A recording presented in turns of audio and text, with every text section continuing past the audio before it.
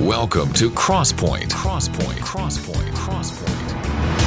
An interactive program featuring ministers and leaders of the Christian community addressing the issues that are challenging the church today. Here's your host, Mark Taylor. Are there misuses in the area of Christianity today? Are we seeing a challenge to beliefs of what Christianity is? Welcome to Crosspoint. I'm Mark Taylor. My guest today will help us walk down this road. Andrew Woods is a Bible professor of theology at the College of Biblical Studies and has written on this issue and has spoken on various topics. Welcome to Crosspoint today. Now, folks, we're talking with Andrew Woods, and we're talking about the coming kingdom, how Kingdom Now theology is changing the focus of the church. So I guess as we get started here, Andrew, what is Kingdom Now theology? When you're referring to that, what are you referring to? Yeah, well, thanks for having me. Basically, it's a belief. I would track it back to Augustine, or I guess you might pronounce that Augustine, back in the 4th century. He wrote a book called The City of God, and basically what he started to argue, very influential book, by the way, is that Israel's kingdom promises that we read all about in the Old Testament have sort of been severed from Israel, and God has sort of transferred those in a spiritual sense to the church, and so national Israel, has been cut off from the purposes of God.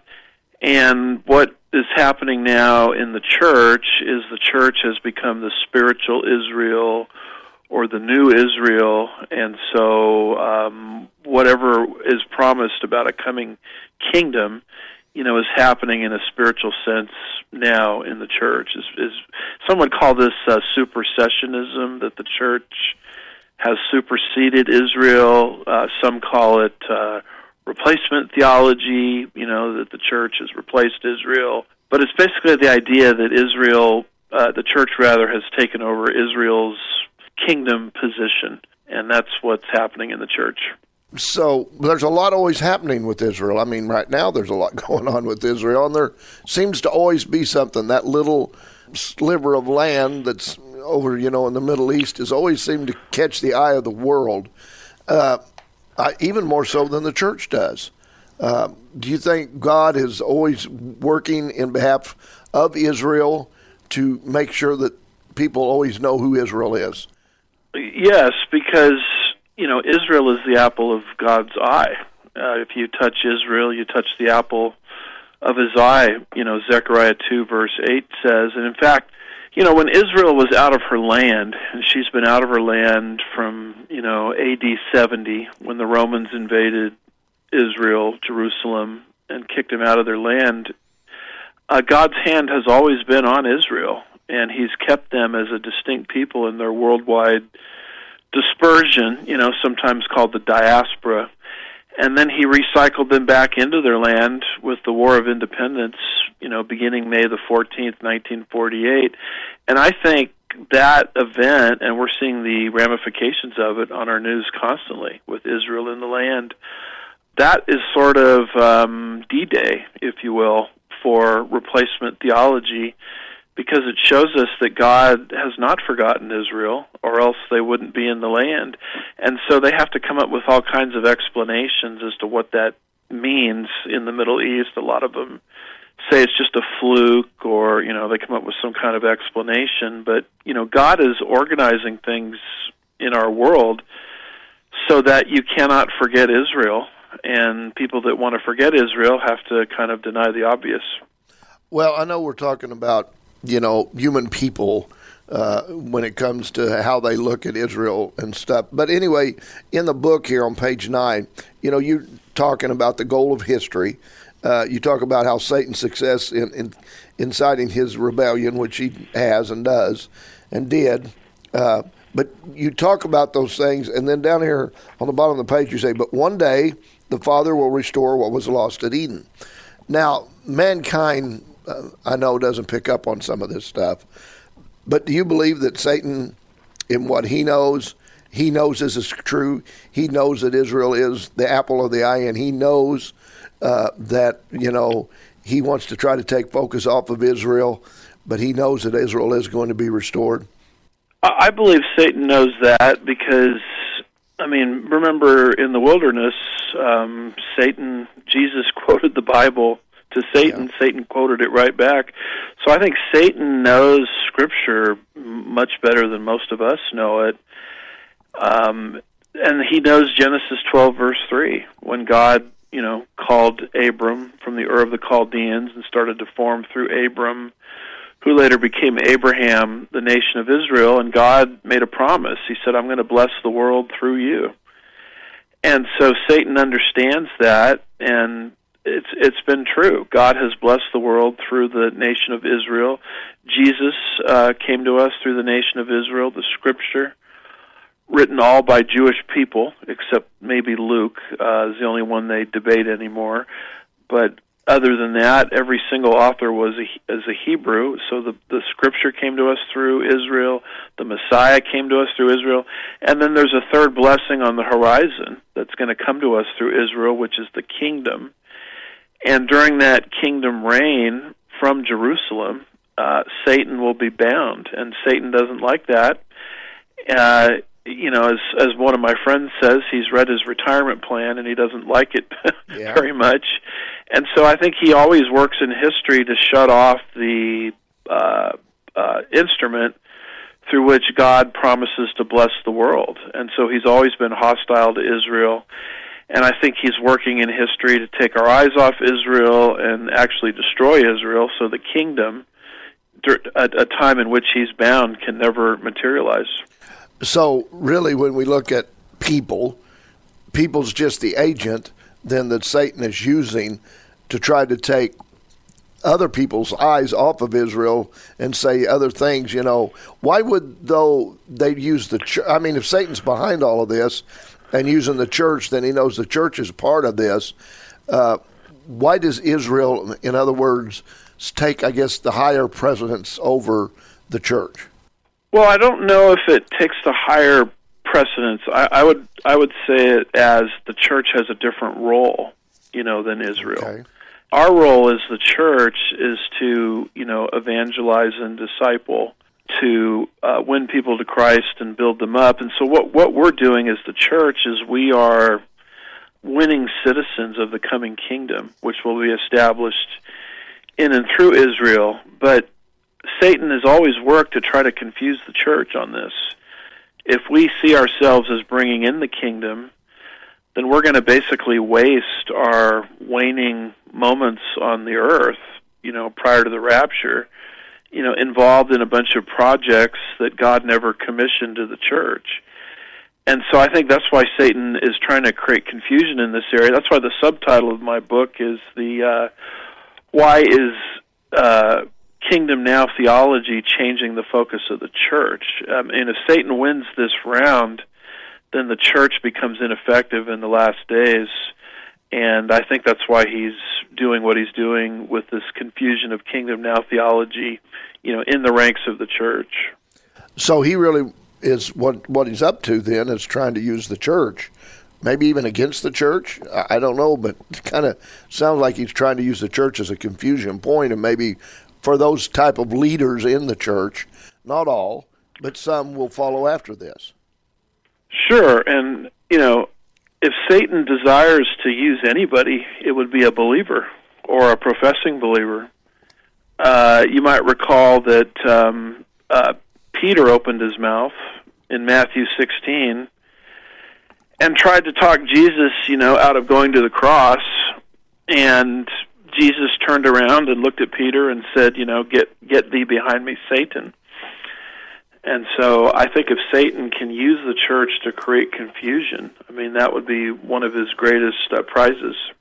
In the book here on page 30, when you get here into a segment, you're going to talk about the times of the Gentiles.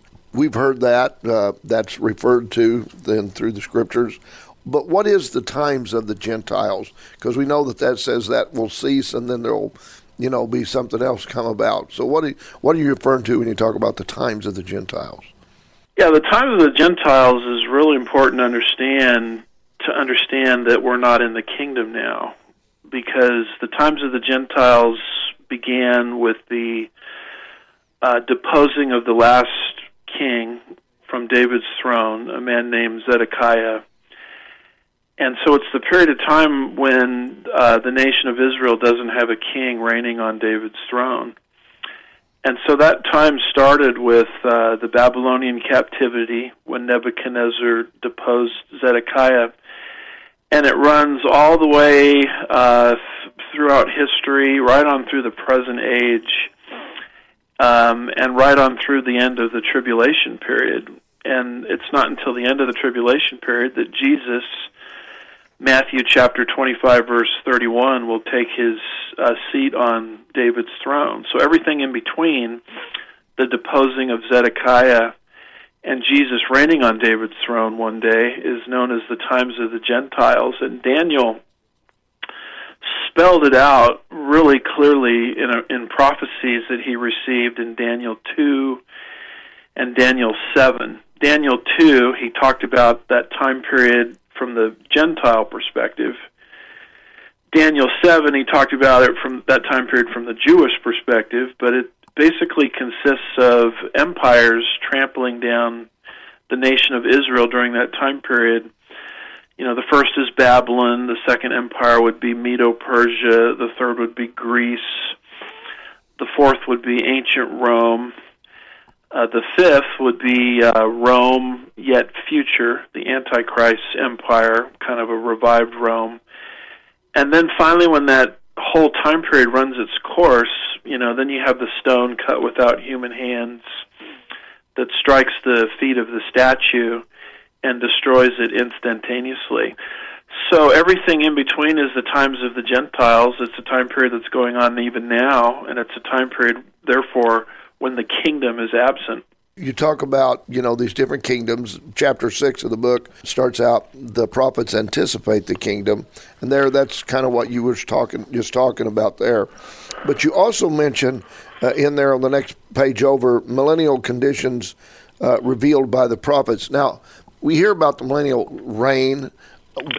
What is that actually a part of during all these things that are happening?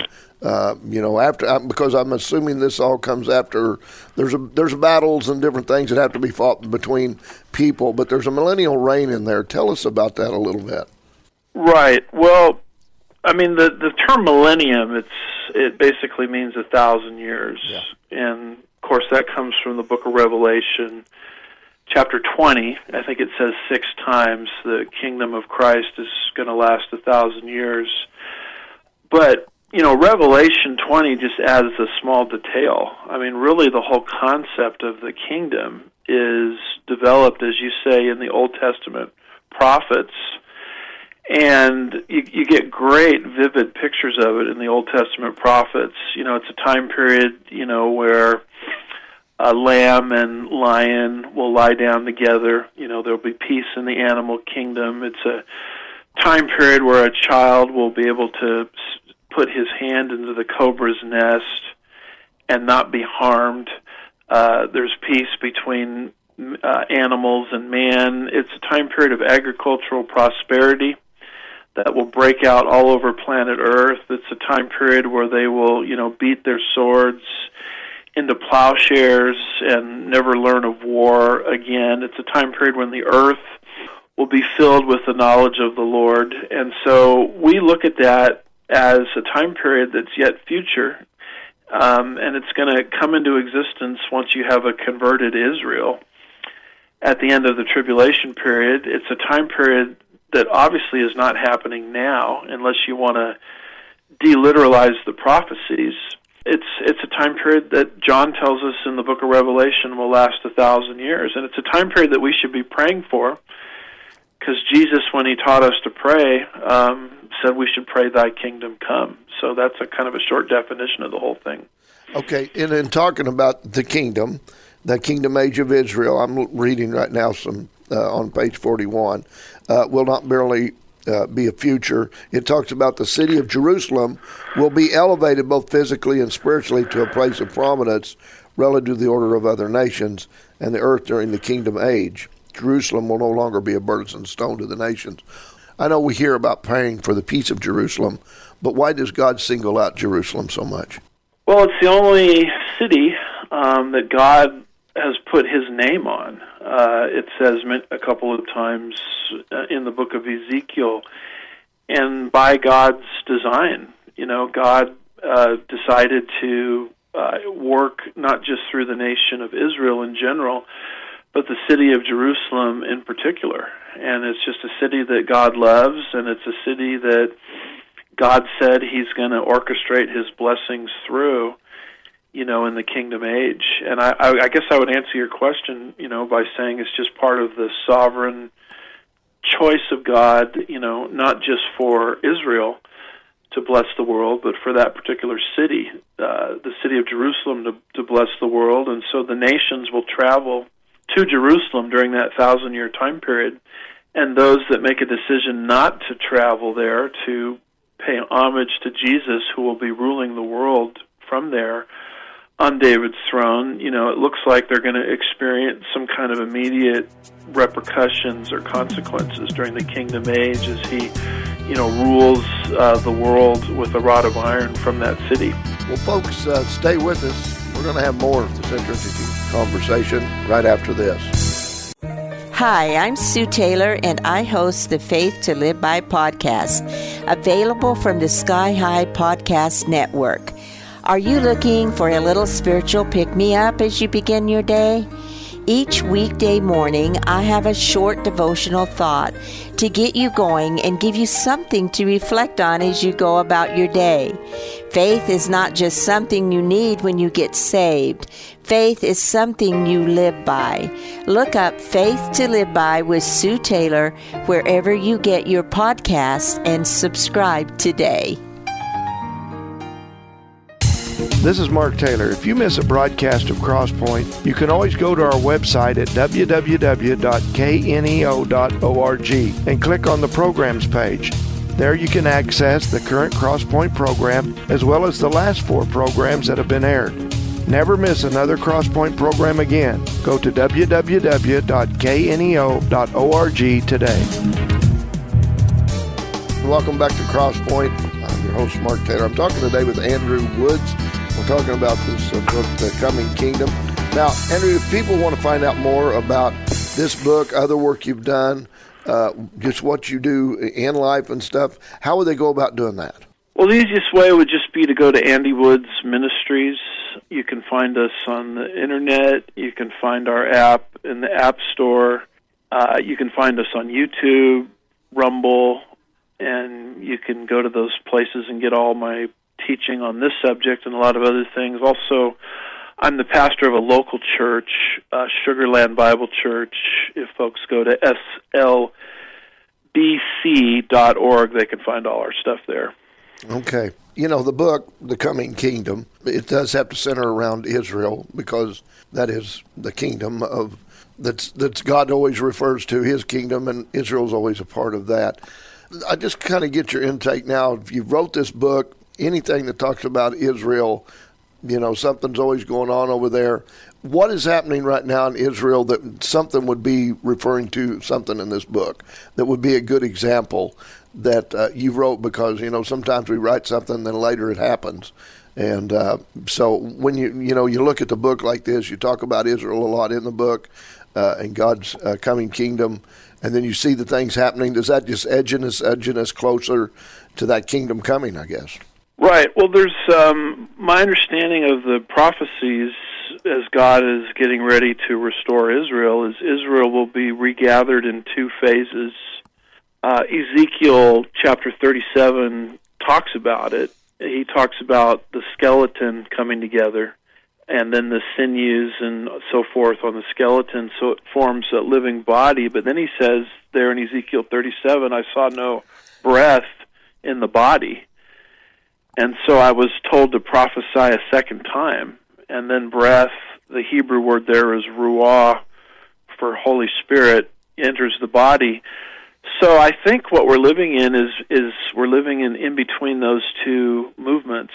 The body is being regathered, but it has no breath in it because Israel, for the most part, is an unbelieving nation. And so we're sort of waiting for part 2. when Israel will pass through the tribulation period and be converted in that tribulation period. So all the activity in Israel today, I believe it's miraculous. I call it the miracle on the Mediterranean, where Israel has been regathered, just like God said, but she's still an unbelieving nation. And so we're kind of living between the formation of the body and the coming of the breath. And Satan, of course, doesn't like it. And so he's working, as he always has done in history, to blot out Israel. So I would see all those things going on over there in that light, and I would see it as part of the angelic conflict. So with what's going on over there, they're always trying to broker peace in some way, and then it never lasts, of course. But in all of those things happening, there's still, that is still, like you said, the apple of God's eye, and that is the method, the country, the people that he's chosen to work through. Where has all this anti-Semitism came from here in the late last year or two that's really, that surely is going to serve God's purpose in some way. Is it going to be to drive more of the Jewish people back to the land?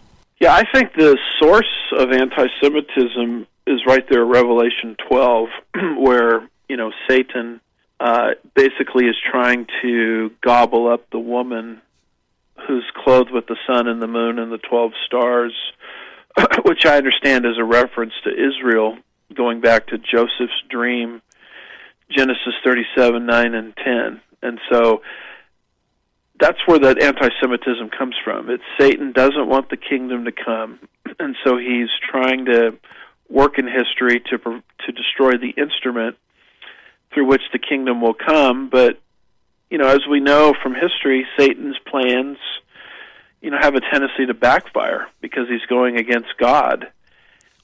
Remember Haman in the book of Esther, his plot to eradicate the Jews. He was hung on the very gallows, that he had prepared for somebody else, for Mordecai. In essence, that's what's happening. Satan is working, but God is actually using Satan's hostility to the Jews, even here in the United States of America, as you mentioned, to actually fulfill God's plan of bringing the Jewish people back to the nation of Israel. So Satan is working, and God is working in spite of Satan's efforts. Okay, and then I would say maybe God's working in spite of Israel's efforts, but when I read on page 65 here, you've got this titled, First Century Israel Rejects the Kingdom Offer. And then you say, because Israel rejected the offer of the kingdom, the Messianic kingdom was not established. Christ's first advent, instead of inheriting his rightful kingdom, Christ never became king over the nation and consequently was cut off and inherited nothing. But you said, while the unconditional Abrahamic covenant prevents Israel from forfeiting that ownership and the covenant promises. So, in other words, no matter what the Jews do, no matter what man does or any other nation, God is not going to forfeit his covenant and what he's already promised to that people and to that nation. Correct, and that's the way to look at Israel. She's a nation under discipline, but as the Bible teaches us, whom the Lord loves, the Lord chastens. And in fact, discipline is a sign of his ownership of us.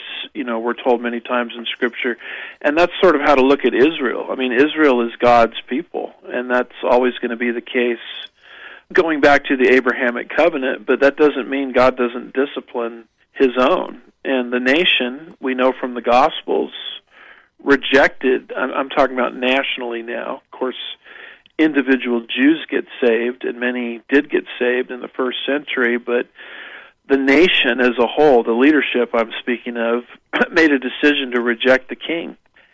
God, as I like to say, turned lemons into lemonade, because as the king was turned over to Rome for execution, God used that to pay the sin debt of the whole world, which allows anyone to be right with God by trusting in the provision of Jesus. But that doesn't change the fact that Israel is still under discipline, having rejected her king in the first century.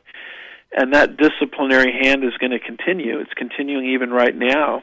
Israel won't come out of that discipline until she acknowledges nationally that Jesus or Yeshua is her king, and he finally takes his seat on David's throne. And you talk about that in chapter 9 of the book, The Kingdom's Postponement, and you talk about postponement rather than cancellation. So today, from what I understand, most of the Jewish people in Israel, or Jewish people period, still follow under the area of Judaism. And can you explain what they do believe today that those that are not Messianic Christians, Messianic Jews? I would say the bulk of them are just outright atheists. They don't believe in anything. The ones that have some kind of religious structure, it's basically a religion of works. You know, Paul in Romans 10 really lays it down this in great clarity, you know, when he says the reason Israel stumbled over her own Messiah nationally is she sought to establish her own righteousness. And it's basically a works-oriented system. You know, we get to God by doing A, B, and C, rather than trusting in the work that Jesus did for us 2,000 years ago, and it's transferred to us. You know, his righteousness. It's alien righteousness, not self-righteousness, and we get that at the point of faith alone in Christ alone. But the nation of Israel doesn't understand that alien transferred righteousness as a free gift. The ones that are still following some kind of religious structure are trying to earn their way into God's presence, and we know that that won't work because the prophet Isaiah, you know, tells us that our religious works before God are as filthy rags. We have to trust in his work that he did for us on the cross 2,000 years ago, and Israel just nationally hasn't learned that yet, but she will learn it on a national scale, and that's kind of the point of the tribulation period, to bring Israel to that point nationally. So, in a way, Israel has suffered a lot, not at the hands of men, well, they have at the hands of men, but they've actually suffered because of their disobedience to God. Is that right? Yeah, and that's correct, and that's the point of not the Abrahamic covenant, but the Mosaic covenant. The Mosaic covenant, Mount Sinai, if folks would read Leviticus 26 and Deuteronomy 28, it outlines the cycles of discipline that the nation will experience having rejected her king. But discipline is not the same thing as being cut off. Israel can never be cut off because of the pre-existing Abrahamic covenant. And so that's the right way to understand Israel. She's God's nation, but in a current state of discipline, you know, brought on by basically her own choices. Yeah. Page 100 of the book talks about an important age, and here it talks about, according to Ephesians 3:11, the church was in accordance with God's eternal purpose. In other words, God always knew and purposed that he would create and work through the church. So then, even though the church has not replaced Israel with, like some talk about the replacement theology, even though that's not happened, God still has established the church to be a part of working this process of bringing Israel back and actually informing people of who Israel is and trying to work in the lives of the Jewish people to bring them to Christ. Yeah, absolutely. And the church, it was never revealed in the Old Testament, but it was always part of the planned program of God.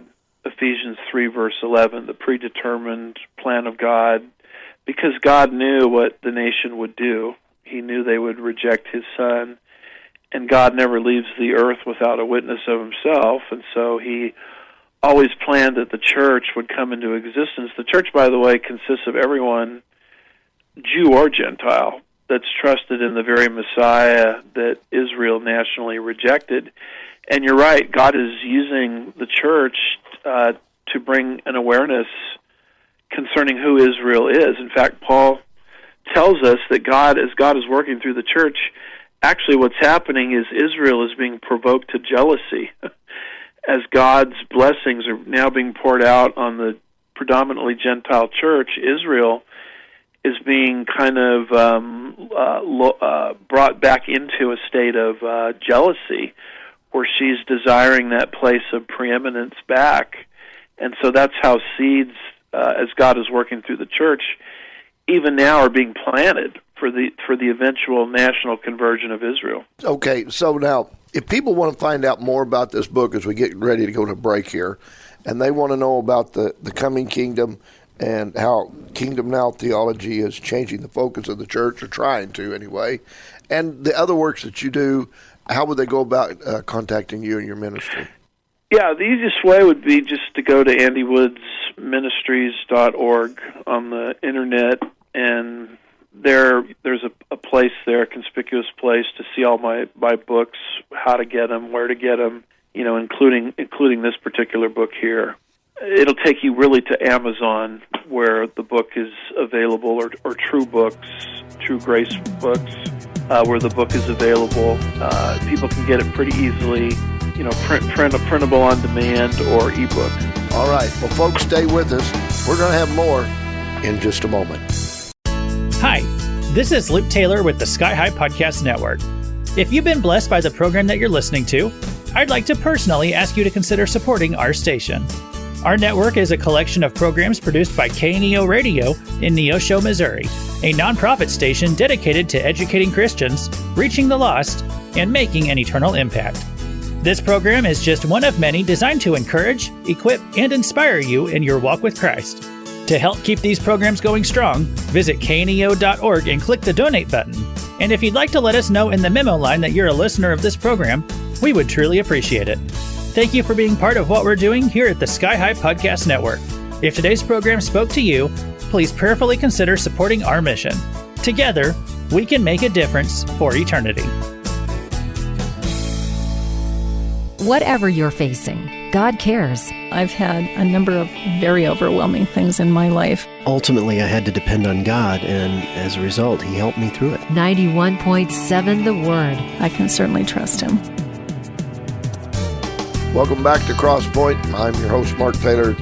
Great to have you with us today as we're talking with Andrew Woods about the coming kingdom, the latest book that he's put out here. And, you talked about before there in the last segment how God, will do what He needs to do to turn the hearts of the Jewish people towards Him.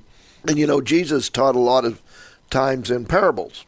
And so on page 132, I'm looking at one of those parables you talk about, and it's called the parable of the pearl of great price, which refers to Christ's death that will redeem many Gentiles and Jews throughout mystery age. Although evil will advance through the mystery age, God's redemptive program will be also stimulously advanced. Now, what is the mystery age? What are you referring to when we talk about that? Well, that mystery age is spelled out in 8 parables in Matthew 13. Matthew 13 obviously follows Matthew 12. Matthew 12 is where the die is cast. It's very obvious that the nation is going to reject their king.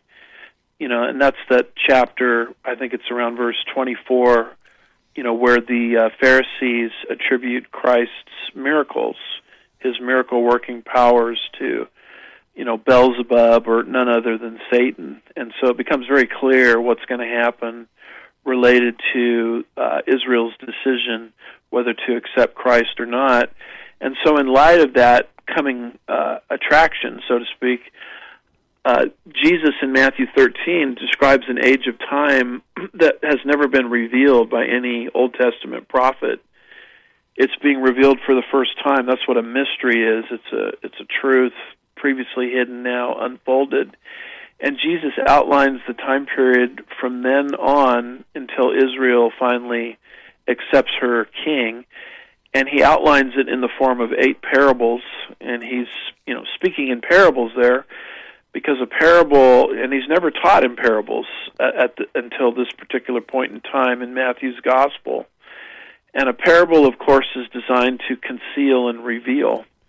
So he's concealing truth from the nation, who apparently are going to reject him, and he's revealing it to kind of the remnant, the babes, kind of a smaller group of people, so they can understand through 8 parables basically what's going to happen during that mystery age or inner Advent age.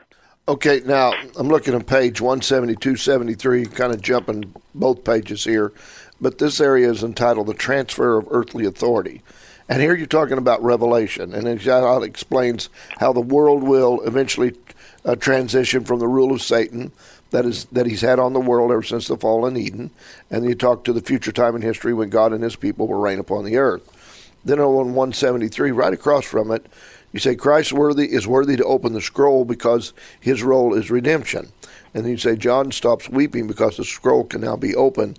Thus the liberation of the planet Earth from Satan's ruthless rule can now begin. And Satan certainly does not want this type of transferred authority to take place. So he knows that once the kingdom comes, he will eventually be thrown and bound and put into the lake of fire. So Satan knows what's coming. He knows what's happening. And that's maybe why we have so many turmoils and so much fighting and even this replacement theology. In other words, Satan's going to do anything he can to keep what I was just talking about there from happening and him being bound and put in that lake of fire.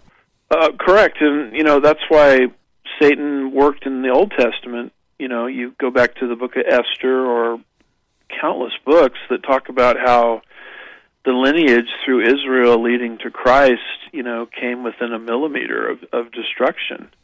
Because he didn't want Christ to be born. And so Satan has now moved to plan B, having failed round one, where he understands that the kingdom is coming. He knows that the authority is going to be taken away from him, that he's had illegitimately since the fall of man in Genesis 3, and is going to be restored to the last Adam. And, if you're running an illegitimate government, the last thing you want is for the real government to show up and, take away your unlawful power. And so once we understand that, we understand the satanic mind into why he wants to blot out the nation. And that suddenly opens our eyes to all these things you've been talking about on our campuses, or, even going back to Adolf Hitler, or, Iran, saying they want to wipe Israel off the map, etc., modern times. It opens our eyes to these things because it's just Satan working through people, to prevent the Jewish nation from existing, so that this transfer of authority that you're speaking of can never happen. Chapter 17 of the book, it says, it's entitled, Is Jesus Currently Reigning on David's Throne? You say there perhaps the primary reason advanced by the Kingdom Now theologians in their attempt to equate God's present work in the church with the present. Then you talk about David, that the kingdom will be inaugurated. It won't happen until the millennial reign. So is Jesus currently reigning on David's throne? Well, that's when someone starts to say that, you automatically know you're dealing with a Kingdom Now theologian, because first of all, David's throne is on the earth. Jesus is not on the earth right now. He's at the Father's right hand. So Jesus is not reigning on David's throne. I mean, there is no passage of Scripture anywhere that teaches such a thing. You have to get that to work through a non-literal, some kind of non-literal method of interpretation. And so where Jesus is now is he's at the Father's right hand, functioning as high priest after the order of Melchizedek, and he's doing a lot of wonderful things in that position. But one of the things he's not doing is ruling and reigning from David's throne, because David's throne is not in heaven, but on the earth. And if Jesus were reigning from David's throne, then what you would see is kingdom conditions in our world that we were speaking of earlier, the prosperity and peace amongst the nations, and we're not seeing that right now. So the present position of Jesus is a priestly position at the Father's right hand, not to be confused with his kingly or regal position that he will occupy one day from David's throne. But the millennium reign will present that, of what that looks like, right? Yeah, that's not something that will happen until the millennial earthly reign of Christ. Yeah. Page 299, it says, upon studying the various New Testament passages that indicate that Satan would ultimately a defeated foe, restrains his temporary position as the God of this world. So as of today, as we're talking right now, Satan still holds that title as the God of this world. Is that correct? Absolutely. And he's had that title ever since the fall of man. And you remember Jesus was offered the kingdoms of this world by Satan in the temptations in Luke 4 and Matthew 4, just for a moment of worship that Jesus would give to Satan, and Jesus never disputed the authority of Satan to offer the kingdoms of the world in that exchange, because Satan has had in his grasp the kingdoms of this world ever since the fall of man. That's why he's called the God of this age, the prince of this world, the prince and power of the air, etc. Okay, so I'm looking now at page 377. There's quite a few pages, by the way, in this book, so there's a lot of reading. You've done a lot of research. And on page 377, it says, learning from history, this trend towards anti-Israelism within the church must be carefully monitored. After all, history tells us that today's Christian concerning the Jewish people can lead to tomorrow's outright anti-Semitism. Sadly, much of the church leadership throughout, and then you talk about what's going on there for the last 2,000 years.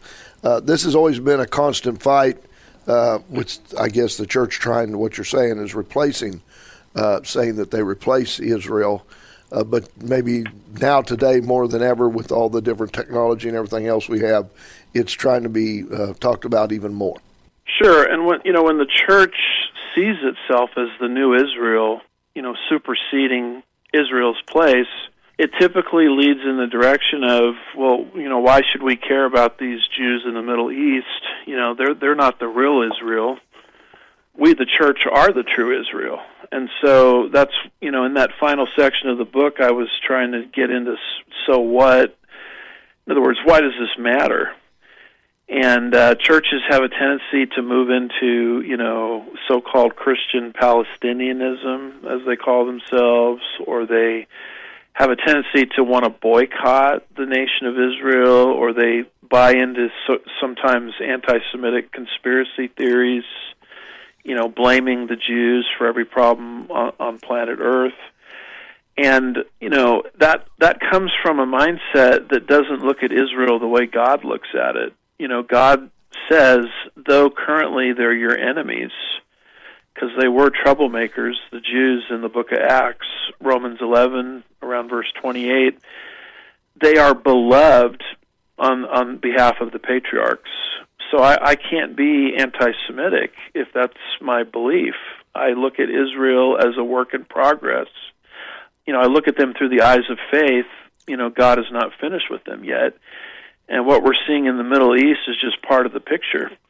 There's going to be the breath that will come into the body, and they will experience a national conversion. So I look at them through those eyes, and how can I not but love them if that's God's purpose for them? But that perspective is lost when the church sees itself as the new Israel, and ethnic Israel has been cut off. Yeah. Well, I've heard pastors say that from the pulpit before, that's the way it is, and never thought. At first, I never thought a lot about it. Then later, I thought, I don't know if that's true. And then more as I've got into that, I'm thinking, well, I don't think they're quite looking at this right. Now, chapter 26, the last chapter in your book, it's entitled Lordship, Salvation, and the Kingdom Now Theology. You say one final area of change in the life of the church that will inevitably be introduced by the advent of the Kingdom Now theology relates to the impact of this doctrine naturally has on the subject of, and I don't know what that word is actually, but which is, you say, the doctrine of salvation. Tell us about that. What are we saying there? Yeah, you're probably talking about, the word you're thinking of there is soteriology. That's it. Yeah, that's a good. It's the reason it's not probably recognizable immediately is that's a Greek word that just means soteria, save, and ology, the study of. So it's just the study of what the Bible says about how people are saved, And so there's a belief in the church that to be justified before God, it's not on the basis of faith alone in Christ alone. It's based on your full submission to Christ. And I look at the lordship of Christ as more of a growth issue rather than a birth issue. But people confuse that, and they put, that as a birth issue, rather than a growth issue. So to be saved, faith alone isn't enough. You also have to submit every area of your life to the Lordship of Christ. And all I was trying to say in that last chapter is that belief, which I think is a works-oriented gospel, it survives and thrives in a fertile field of kingdom now theology, because if we're in the kingdom, Jesus is reigning right now with a rod of iron from David's throne, supposedly in heaven. And so you can't have growing Christians in that environment, disobedient Christians, carnal Christians, Christians who are are under God's discipline. All of those are really played down in Lordship salvation teaching, and Kingdom Now theology, really furnishes the philosophical basis for that corrupted soteriology. Well, folks, the book we've been talking about today, The Coming Kingdom, how Kingdom Now theology is changing the focus, or trying to anyway, of the church. It's got a big lion on the front of it, and been talking with the author, Andrew Woods. And Andrew, again, tell people if they want to know more about this book and your ministry, how would they go about doing all that? Yeah, the easiest way would just go to andywoodsministries.org on the website. Type in Andy Woods Ministries into where you get your podcasts, or the App Store to download our free app. You can find us on Rumble, YouTube, using Andy Woods Ministries, and then you can go over to Sugarland Bible Church, www.slbc.org, to get all of our archived teachings as well, and an opportunity to get the book if people would like to do that. Well, Andrew, thank you so much for taking the time to be with us on this edition of Crosspoint. I enjoyed being here, and thanks for hosting this and reading the book and wanting to highlight its important content. That was a good interview today, talking with Andrew Woods there about the coming kingdom. Hey, the kingdom is coming, and it is.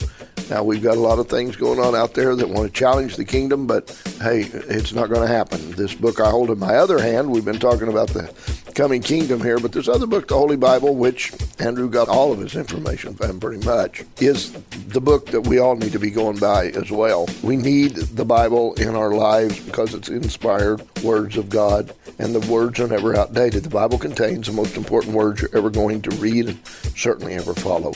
Be sure and join us again next time as we again discuss issues that are affecting the church. Have a great week, and allow God to use you for His purposes so that greater things can be done. Make your life count in God's plans for eternity. I'm Mark Taylor. Crosspoint is a program produced in Studio 101 at KNEO Radio. Not all of the views on Crosspoint reflect those of the management or staff of KNEO. You may contact the Crosspoint program at 10827 Highway 86 East, Neosho, Missouri 64850, or by email crosspoint@kneo.org. You can hear Crosspoint 4 times a week: Saturday morning at 1, Saturday afternoon at 2, Saturday evening at 9, and Sunday evening at 7. You can also listen anytime online at kneo.org. Harper's Kennel of Stella, Missouri is proud to be sponsoring this portion of broadcasting on KNEO. Owned by Judy and Danny Harper, Harper's Kennel of Stella, Missouri specializes in French Bulldogs. For more information, the phone number is 417-628-3083. Are you a Christian who likes to read? If not, there's a whole world of Christian publishing out there that you're missing out on. I invite you to check out the Author's Corner podcast, where I talk to the latest Christian authors each week about their new book releases and what's coming next. So if you're ready to jumpstart your spiritual growth with the newest books and the authors who write them, check out the Author's Corner podcast with me, Roberta Foster.